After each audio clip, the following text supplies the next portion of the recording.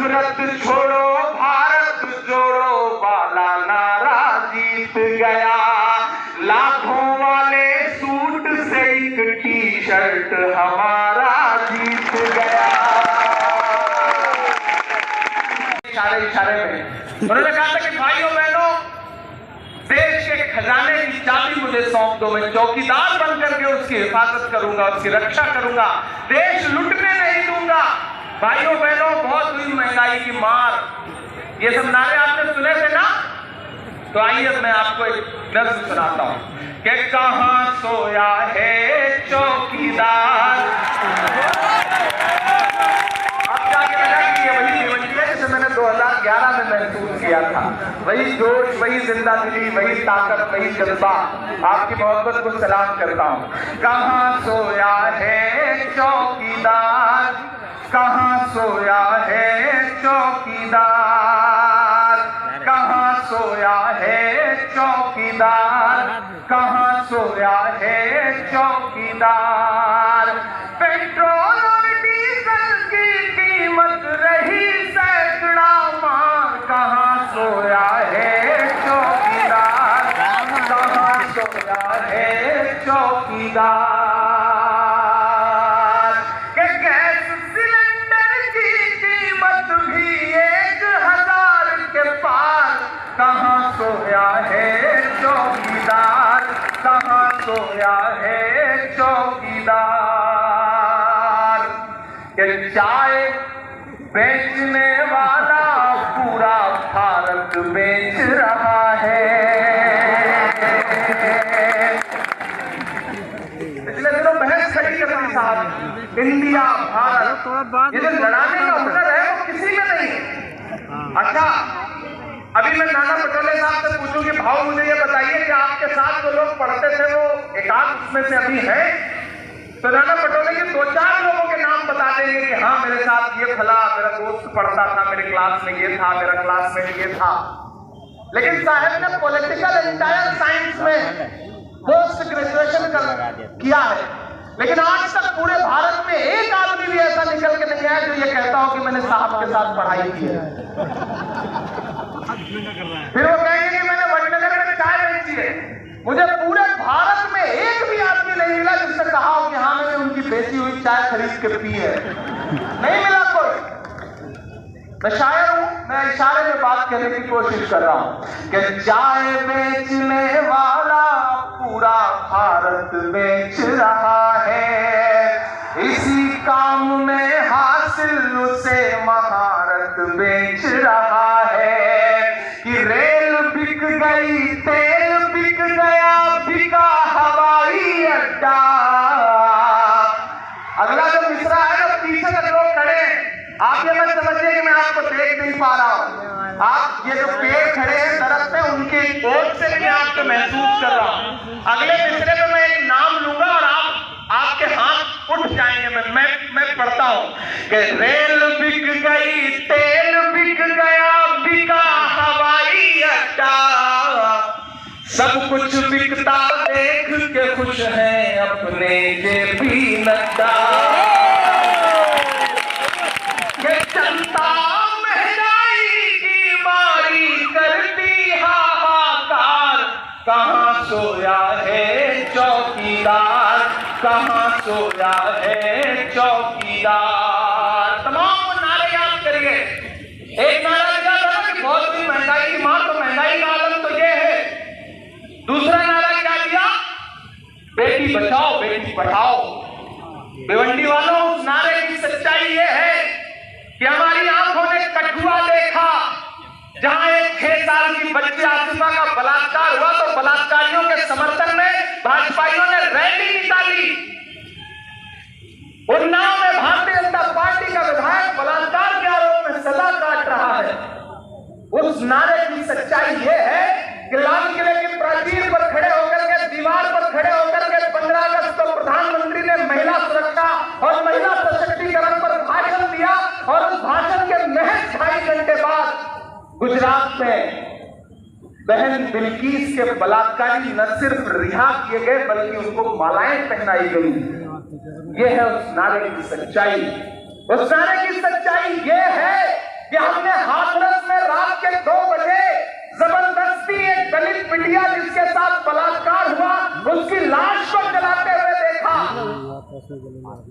उस नारे की सच्चाई यह है कि ओलंपिक पदक लाने वाली हमारी पहलवान बेटियां जब जंतर मंतर पर इंसाफ के लिए बैठी तो वहां से 200 मीटर दूर बैठे हुए प्रधानमंत्री जी ने एक भी दिन उनकी चीखें नहीं सुनी, उन्हें सड़कों पर घसीटा गया।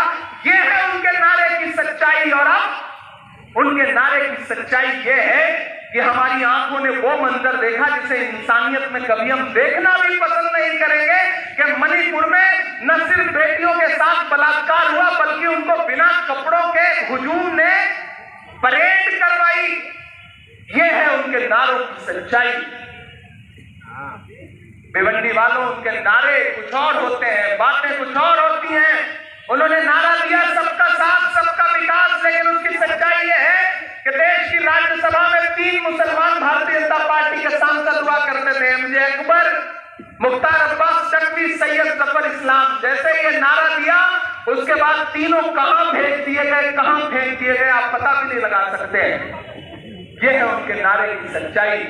ये है उनके नारे की सच्चाई कि प्रधानमंत्री जी भाषणों में सबका साथ सबका विकास की बात करते हैं, उधर तबरेज अंसारी, मिनहाज अंसारी, पहलू खान से लेकर के, जुनैद से लेकर के, रकबत से लेकर के, मोहम्मद अव्वल से लेकर के, अखलाक से लेकर के, न जाने कितने लोग सड़कों पर चलते हुए भीड़ के जरिए मार दिए जाते हैं और ये हुकूमत चुप रहती है। ये है उनके नारों की सच्चाई। ऐसे में एक शख्स जिसका नाम राहुल गांधी है उसने कहा कि नहीं, मैं इस नफरत के खिलाफ खड़ा होऊंगा, डरूंगा नहीं।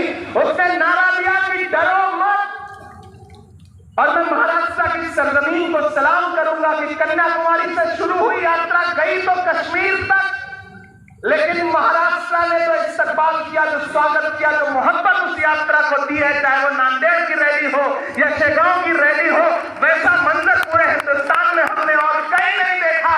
मैं महाराष्ट्र कांग्रेस के एक साथियों को इस बात के लिए मुबारकबाद दूंगा कि उस यात्रा का आपने इस तरह से स्वागत किया। मैंने तो उस समय एक डिबेट में बैठा, एक कॉन्क्लेव में, तो एक पत्रकार साहिबा ने मुझसे कहा कि इमरान साहब आप इस यात्रा के साथ खड़े हैं, आप क्या सोचते हैं? मैंने कहा कि किसने कहा आपसे आंधी के साथ हूं, मैं गोडसे के दौर में गांधी के साथ हूं।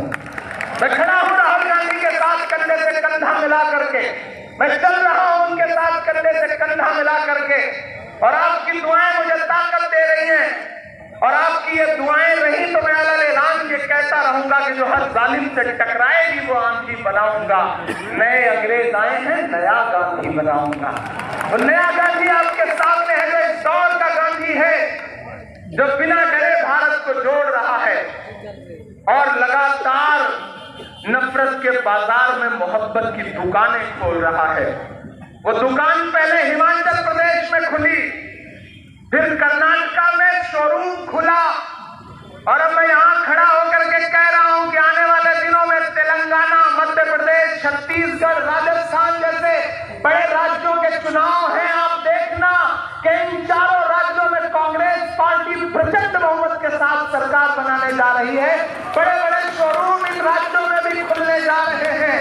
इसीलिए घबराए हुए नरेंद्र मोदी जी शिगुफा दे रहे हैं कि 1 नेशन 1 इलेक्शन, क्योंकि वो जानते हैं कि जब इन 4 राज्यों के नतीजे आएंगे तो जो देश में माहौल बनेगा उसके बाद तो पूरे देश में लोकसभा के लिए राहुल गांधी के नाम की आंधी चलेगी। और महाराष्ट्र वालों, आपके यहाँ के जो इंटरनल सर्वे आए हैं वो तो कमाल है।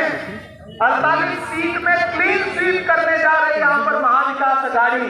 कांग्रेस आगे बढ़ करके उसको लीड कर रही है। मैं लगातार राहुल जी के साथ उनके इस मिशन में खड़ा हूं। जब कर्नाटक में मोहब्बत का शोरूम खुला तो मैंने एक नज्म कही थी, मैं वो आपको सुनाता हूं। हाँ सुनाता हूं। आप जब नीचे से इरशाद कहते हैं तो अच्छा लगता है, वही उतना सुनने के लिए मैं एक लम्हे के लिए रुक गया था कि हर भारतवासी की चाहत जीत गई कर्नाटक में, नफरत हारी और मोहब्बत जीत गई कर्नाटक में। हर भारतवासी की चाहत जीत गई कर्नाटक में। पहला वक्त पढ़ता हूं कि नफरत छोड़ो भारत जोड़ो वाला नारा जीत गया। अगला जो मिसरा है वो अगर लगे कि हाँ बहुत सलीके से बात कही गई है तो कोई भी हाथ खामोश नहीं रहेगा। आपकी तालियों का शोर अपने बड़े से महल में बैठे हुए इस मुल्क के हाकिम तक जाएगा, मैं जानता हूं। मैं यहां से वहां तक पुकारता हूं आपको कि नफरत छोड़ो भारत जोड़ो वाला नारा जीत गया। नफरत छोड़ो भारत जोड़ो वाला नारा जीत गया।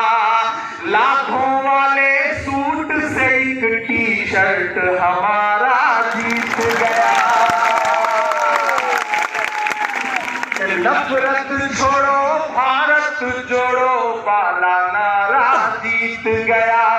लाखों वाले सूट से एक टी शर्ट हमारा जीत गया। एक तपस्वी सच का दामन थाम अकेला निकला था। सब झूठों की हार हुई और एक बंजारा जीत गया। कि उसकी इज्जत और उसकी बगावत जीत गई कर्नाटक में। नफरत हारी और मुहब्बत जीत गई कर्नाटक में। नफरत हारी और मुहब्बत जीत गई कर्नाटक में। और ये जो डराना चाहते हैं हम तो उनसे कह रहे हैं, आप यहां बैठे हैं, कई ऐसे मौके आए जब 6-7 फीट की दूरी पर प्रधानमंत्री जी खड़े होकर भाषण देते हैं और इधर 6-7 फीट की दूरी पर हम लोग खड़े रहते हैं। एक दिन तो ऐसा भी था कि प्रधानमंत्री जी उधर भाषण दे रहे थे, बड़ी बड़ी बातें कर रहे थे और इधर 6 फीट की दूरी पर खड़े होकर के हम कह रहे थे कि मोदी अडानी भाई भाई देश देश खाई मलाई। हम लगातार नारे लगा रहे थे और हम ये कह रहे थे कि मोहब्बत भाईचारे के सिवाने दिन भी लौटा दो, वो सस्ती दाल सब्जी के सुहाने दिन भी लौटा दो। ये अच्छे दिन तो अंबानी अडानी को मुबारक हो, हमें ऐसा करो साहेब पुराने दिन ही लौटा दो। वो पुराने दिन जब लोगों में मोहब्बत थी, आज एक डर का माहौल है, डराया जा रहा है। कहीं एजेंसियों के जरिए, कहीं पुलिस के जरिए, कहीं अपने कार्यकर्ताओं के जरिए ये साजिश ये हुकूमत हमें डराना चाहती है। लेकिन मैं राहुल गांधी के सिपाही की हैसियत से यहाँ खड़ा हूं और कहना चाहता हूं कि राहुल जी ने एक नारा दिया कि डरो मत। मैं उसे एक नज्म बना करके आपके सामने रखता हूं कि वक्त के